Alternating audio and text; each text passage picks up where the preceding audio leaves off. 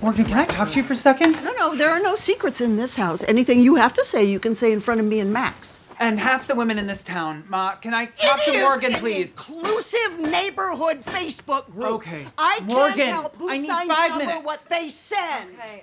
It's That's out all. of my control. Just 5 minutes. How would That's all I I even need. begin to? I want to start with you, Dan. Obviously, there's this huge loose end that's left with Tarek knowing all of the things that Nikki has spilled to him. How's he feeling knowing that that is hanging out in the ether with this Not threat? great. No. I think he is realizing that that scene was really a challenge to write and a challenge to perform because it needed to feel real. And the love needed to feel real. And Nikki's, the betrayal in a way, like how far he'd led his partner down the line. It was a real turning point for the character, but it was also a real turning point for their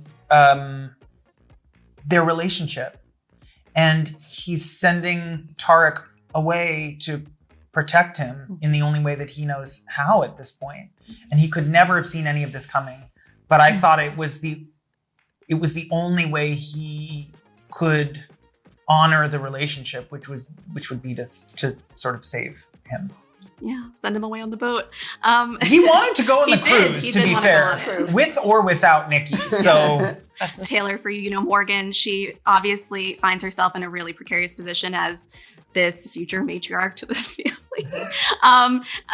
Is there any sense of regret that, her compulsion to steal this necklace at the start of the series has now locked her or chained her to Max for the foreseeable future and put her family in danger? Yeah, I think up until that last episode, there's a chance she hasn't thought critically about the necklace in a long time. And because they've been on this thrill ride and because it's become exciting to her. And I think then she's faced with the consequences again. And it's so literal in that moment of, oh, that's right. That actually what I did was bad and it affects other people and the people I love the most. Oops.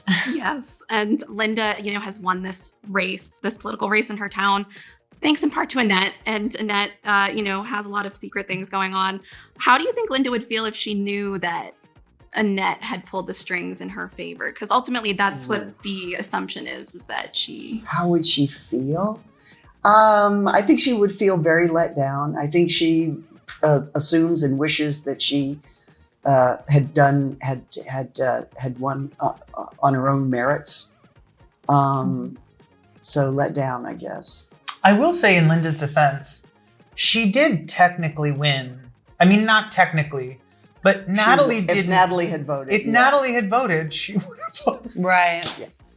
Which is so in her defense, Tight race. she would have won by one single vote. True. Well, obviously, Schitt's Creek was a big show that people love. What are fans of that show going to love about this show? I think if they loved the dysfunction of the family, there is a whole new saga here.